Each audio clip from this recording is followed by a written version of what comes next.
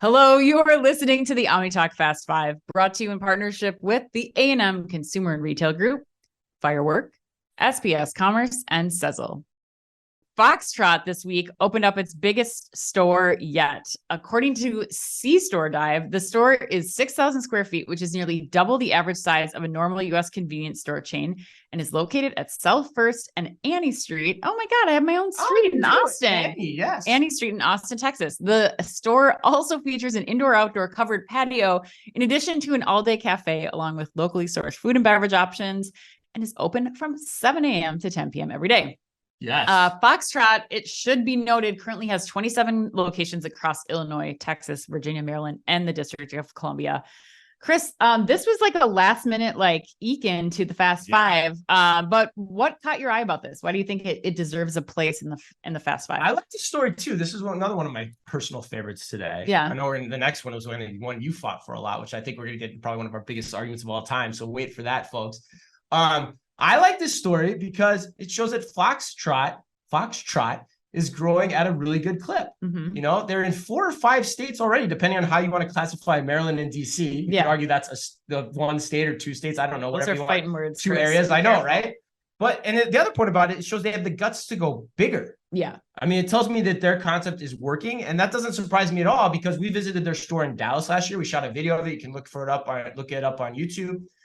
It's a really well merchandised experience. Yes. That is still to this day, unlike anything I've ever seen in the marketplace. And the best way I could describe it, and I was thinking about this last night, is it's like if Target, Whole Foods, and Starbucks all had a wicked drunken menage a trois the night before. Yeah. And this is the love child offspring that came out of that. Now, who's the father and the mother in that menage a trois? I have no idea, but it doesn't really matter to drive the point home. But that's kind of what it feels like. It feels like a mix of those 3 things. And it's super cool. It's so well merchandised. I love it. Congrats to them for the big opening. I think you forgot Etsy and Total Wine. It's an orgy now. I don't think I think it's gone beyond a menage a trois. This is now like a retailer orgy. And because you forgot about the gifting portion of it and the wine and beer selection that's in there. Really great. So very well curated. High school word drop, man. It's a Saturnalia. A what? A Saturnalia. I don't know what that is. Another word for an orgy. Oh God. I don't want to know why you know that. But no, I think the point that you bring up is very important.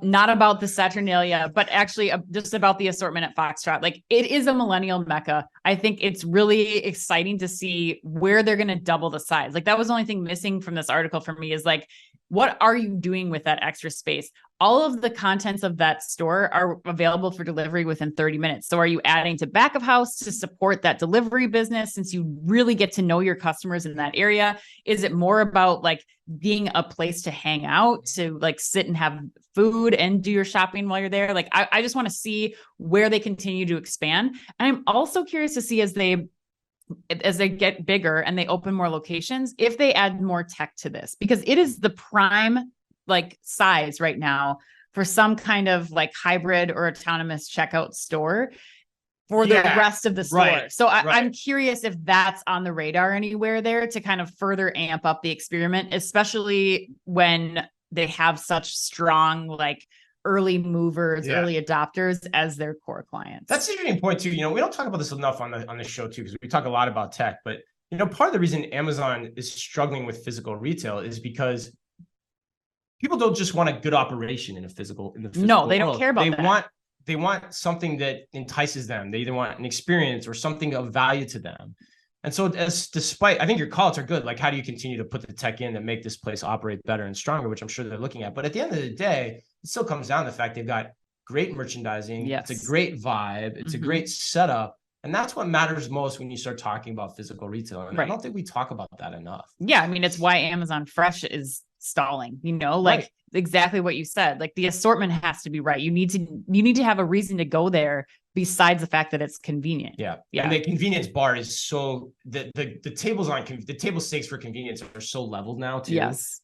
Everyone's doing it about the same, right? Especially when it's around the corner. Right, for sure.